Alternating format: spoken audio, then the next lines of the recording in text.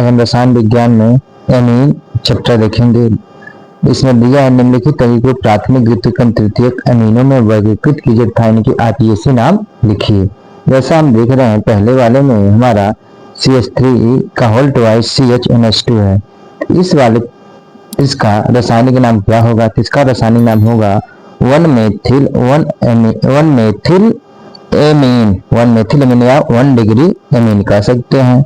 1-मेथिला amine 1 amine कह सकते हैं। दूसरा है CH3 CH2 का होल ट्वाइस NH2, इसका नाम होगा प्रोपेन 1 एमीन या 1 डिग्री एमीन कह सकते हैं। इसी प्रकार तीसरा CH3 NHCH CH2 का होल ट्वाइस, इसे कहेंगे N-मेथिल 2 मेथिल एमीन या 2 डिग्री एमीन कहेंगे। इसी प्रकार MBr C6H4 NH2, इसका मतलब हो गया 2 मेथिल प्रोपेन 2 मेथिल प्रोपेन 2, इसका नाम हो गया।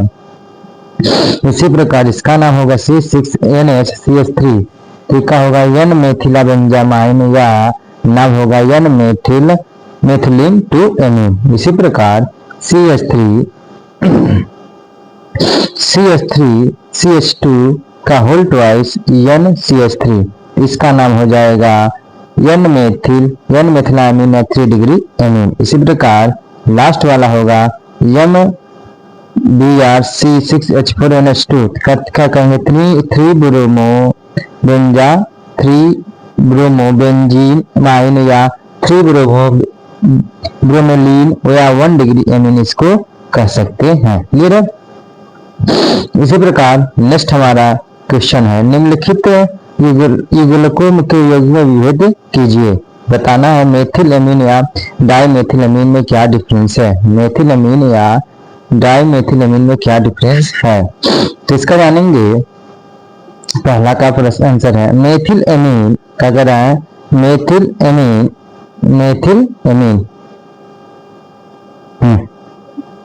जो मेथिल एमीन है हमारा चैप्टर, इसके बारे में देखते हैं। हाँ, ये क्या है देखें। क्या मेथिल और डाइमेथिल एमीन को कार्बो एमीन परीक्षण द्वारा पहचाना जा सकता है। कार्बिल एमीन परीक्षण क्लोरोफॉर्म और इथेनॉलिक पोटेशियम हाइड्रॉक्साइड के साथ गर्म करने पर एलिफैटिक और एरोमेटिक प्राथमिक एमीन दुर्गंध आइसोसाइनाइड या कार्बिल एमीन बनाते हैं। मेथिल एमीन एक एलिफैटिक प्राथमिक एमीन होने के कारण एक सकारात्मक कार्बिल एमीन परीक्षण देता है, लेकिन डाइमेथिल एमीन अभिक्रिया नहीं करता। जैसा कि रिएक्शन में दिखाया जा रहा है, यहाँ पे जो प्राइमरी एमीन है ये क्लोरोमेथेन और KOH के साथ अभिक्रिया करके जब गर्म करेंगे तो मेथिल आइसोसाइनेट बनाएगा और KCl का निर्माण करेगा, हाइड्रोजन दे देगा। उसी प्रकार जब 2 डिग्री एमीन की बात कराएंगे तो क्या हो, क्लोरोफॉर्म के उससे अभिक्रिया कराएंगे तो इसमें कोई रिएक्शन नहीं देगा। क्लियर है? ये बहुत इंपॉर्टेंट है। इसी प्रकार दूसरा जो हमारा है प्रश्न है द्वितीयक और तृतीयक एमीन में अंतर बताइए। द्वितीयक और तृतीयक एमीन में अंतर, तो कह रहा द्वितीयक और तृतीयक एमीन में क्या डिफरेंस है। द्वितीयक और तृतीयक अमीनों को हिंसबर्ग अभिकर्मक किसे कहेंगे। बेंजीन सल्फोनिक क्लोराइड को हिंसबर्ग अभिकर्मक कहेंगे। बेंजीन सल्फोनिक क्लोराइड को हिंसबर्ग अभिकर्मक कहेंगे के साथ अभिक्रिया कराकर अलग किया जा सकता है। द्वितीयक एमीन एक क्षार में अघुलनशील उत्पाद बनाने के लिए हिंसबर्ग अभिकर्मक के साथ अभिक्रिया करती है। उदाहरण के लिए नाइट्रोजन डाइएथिल हिंसबर्ग अभिकर्मक के साथ NN डाइएथिल बेंजोन सल्फाइड बनाने के लिए अभिक्रिया करते हैं, जो एक क्षार में अघुलनशील है। हालांकि द्वितीयक एमीन हिंसबर्ग अभिक्रिया के साथ अभिक्रिया नहीं करते। क्लियर है? नेक्स्ट हमारा आता है थर्ड प्रश्न, क्या करा एथिल एमीन एवं एनिलीन में अंतर बताना। एथिल एमीन एनिलीन में अंतर करा है डाइजोनियम साल्ट यानी डाइएजो लवण बनाने के उपयोग के लिए एथिल एमीन और एनिलीन अलग किया जा सकता है, जबकि एरोमेटिक एमीन 0 डिग्री सेंटीग्रेड से 0 से 5 डिग्री सेंटीग्रेड पर नाइट्रस अम्ल और तन अम्ल के साथ अभिक्रिया करते जो टूटाई प्राप्त होती है। इसके बाद पूर्णफलान क्षारीय विलयन से अभिक्रिया करता है। डाई आमतौर पर लाल रंग की होती है। एलिफैटिक एमीन समान परिस्थिति में नाइट्रोजन गैस के साथ तेज विद्युत उत्पन्न होती है। देखेंगे रिएक्शन यहाँ पे ये हमारा एमीन है। क्या है? एमीन है। एमीन है, क्लियर है? ये हमारा एमीन है। इसे एनिलीन कहेंगे। क्या कहेंगे? एनिलीन। क्या कहेंगे? एनिलीन कहेंगे। नाइट्रस अम्ल के साथ 273 278 क्रिया कराएंगे तो डाइजोनियम क्लोराइड लवण बना देगा। क्या बनाएगा? डाइजोनियम क्लोराइड लवण। फिर डाइजोनियम क्लोराइड लवण को हम क्या करेंगे? थैला टू नेप्थलान के साथ तन NaOH और pH जिसका 9 से 10 डिग्री सेंटीग्रेड कम करेंगे तो इसका युग्मन अब क्रिया हो जाएगा। तो क्या बनेगा? 1 फेनिल एजो 2 नेप्थलान नारंगी रंग का रंजक देगा। क्लियर है? नेक्स्ट हमारा चौथा प्रश्न कह रहा था, क्या है? एनिलीन और बेंजीलीन में अंतर बताना है। एनिलीन और बेंजीलीन में अंतर बताना है। तो एनिलीन और बेंजीलीन में क्या है? एनिलीन और बेंजिल एमीन को नाइट्रस अम्ल की सहायता से उनकी अपक्रियाओं की पहचान की जा सकती है, जो एक खनिज अम्ल सोडियम नाइट्रस अम्ल से अवस्थित रूप से तैयार की जाता है। बेंजिल एमीन नाइट्रस अम्ल के साथ अपक्रिया करके डाइजोनियम लवण बनाता है, जो नाइट्रस अम्ल के उद्भव के साथ अल्कोहल भी देता है। सबसे पहले देखेंगे बेंजिल एमीन ले लेंगे। बेंजिल एमीन यहाँ पे C5 होगा, यहाँ पे जो C3 दिया है यहाँ पे इसका होगा C5 होगा। NH2 नाइट्रस अम्ल के साथ अपक्रिया के कराने पे नाइट्रस में HCl से अपक्रिया कराने पे क्या बनता है? अस्थिर यौगिक डाइजोनियम लवण बनता है। इन डाइजोनियम लवण को बेंजिल अम्ल के साथ अपक्रिया कराते हैं तो क्या बेंजिल अम्ल बनता है। क्या बनता है? बेंजिल अम्ल बनता है। क्लियर है? इसी तरह दूसरी एनिलीन तापमान नाइट्रस अम्ल के साथ डाइजोनियम लवण बनाने की अपक्रिया करता तथा नाइट्रस अम्ल उत्पन्न नहीं होता। देखेंगे एनिलीन है, नाइट्रस अम्ल HCl के साथ अपक्रिया कराएंगे तो बेंजीन डाइजोनियम क्लोराइड बनेगा, NaCl बनेगा, H2O बनेगा। यहाँ पे नाइट्रोजन गैस बन रहा है, यहाँ पे नाइट्रोजन गैस नहीं बन रहा है। क्लियर है? नेक्स्ट देखते हैं रिएक्शन। ये नहीं इंपॉर्टेंट जो रिएक्शन आप लोग हम बता दे रहे हैं, कुछ नेमिंग रिएक्शन थे।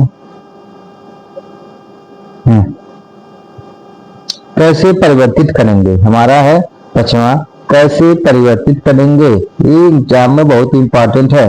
एथेनोइक अम्ल से मेथिल एमीन, एथेनोइक अम्ल से मेथिल एमीन। तो सबसे पहले देखेंगे एथेनोइक अम्ल है। ये क्या है? एथेनोइक अम्ल है। एथेनोइक अम्ल पे सल्फोनिक क्लोराइड के साथ अपक्रिया कराएंगे। किसके साथ? सल्फोनिक क्लोराइड के साथ अपक्रिया कराएंगे तो एसिटिल क्लोराइड बना लेगा। क्या बना लेगा? ये एसिटिल क्लोराइड बना लेगा। क्या बना लेगा? इसे कहेंगे एसिटल क्लोराइड बना लेगा। ठीक, इसका अमोनिया की अधिकता में क्रिया कराएंगे एसिटामाइड बना लेगा। क्या बना लेगा? एसिटामाइड बना। फिर ब्रोमीन और NaOH के साथ अब क्रिया कराएंगे इसको तो मेथिल एमीन का निर्माण करेगा। क्या बनेगा? मेथिल एमीन का निर्माण करेगा। उसी प्रकार दूसरा हमारा रिएक्शन है हेक्सा नाइट्रस अम्ल को 1 में बदलना है। हेक्सा नाइट्रस अम्ल को 1 में क्या करना है? बदलना है। 1 में बदलना है। दूसरा रिएक्शन हेक्सा नाइट्राइल को जब नाइट्रस या जल अपघटन कराते हैं, क्या कराते हैं? जल अपघटन। हेक्सा नाइट्राइल का क्या करेंगे? जल अपघटन कराएंगे तो क्या बन जाएगा?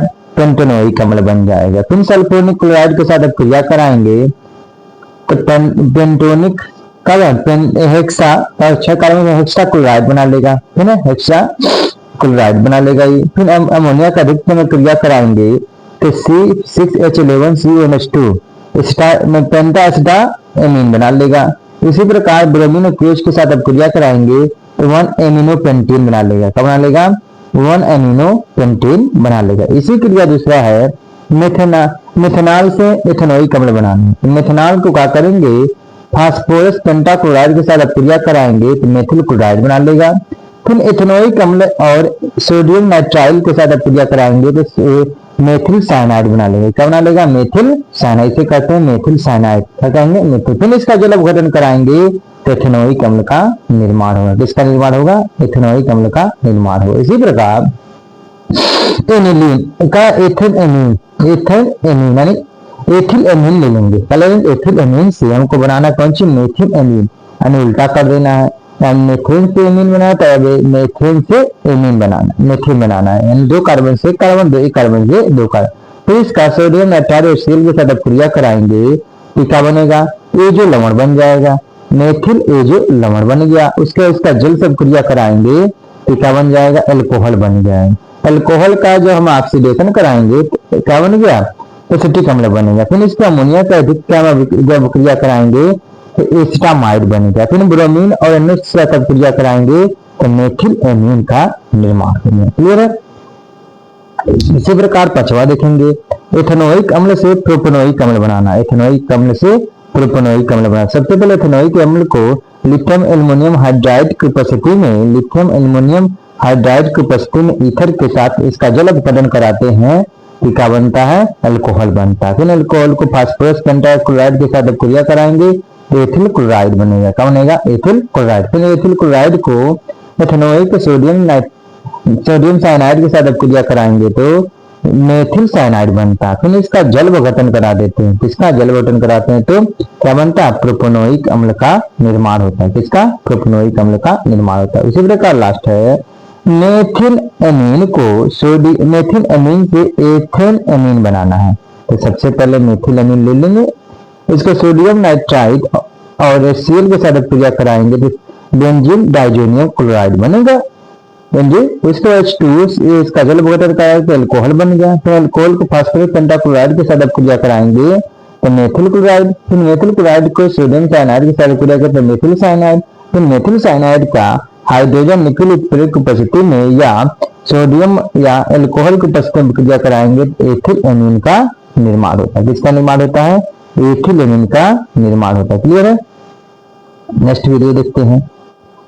नाइट्रोमेथेन से बनाना है हमको क्या चीज, डाई मेथिल एमीन। सबसे पहले नाइट्रोमेथिल ले लेंगे, ISN और Cl2 की उपस्थिति में क्रिया कराएंगे तो मेथिल एमीन बनेगा। फिर क्लोरोफॉर्म और KH के साथ गर्म करेंगे तो कार्बन लघुगम क्रिया हो गया तो सोडियम मेथिल आइसोसाइनाइड का निर्माण करें। मेथिल आइसोसाइनाइड को सोडियम और अल्कोहल की उपस्थिति में क्रिया कराएंगे तो डाइमेथिल एमीन का निर्माण होता है। डाइमेथिल एमीन का निर्माण होता है। नेक्स्ट, प्रोपेनोइक अम्ल से हमको बनाना है एथेनोइक अम्ल। सबसे पहले प्रोपेनोइक अम्ल ले लेंगे तो क्या होगा, अमोनिया का अधिकतम क्रिया कराएंगे तो प्रोपेनोइक एस्टामाइड बनेगा। फिर इसको ब्रोमीन और केएच के साथ क्रिया कराएंगे हम ब्रोमाइड क्रिया में तो क्या बनेगा, एथिल एमीन बनेगा। फिर एथिल एमीन को सोडियम नाइट्राइड सीएल के साथ क्रिया कराएंगे तो लवण बनेगा। डाई लवण बनेगा। डाइजोनियम का जल अपघटन कराएंगे एथिल अल्कोहल बनेगा। फिर एथिल अल्कोहल का ऑक्सीकरण करा देंगे तो एथेनोइक अम्ल में परिवर्तन होगा। क्लियर है।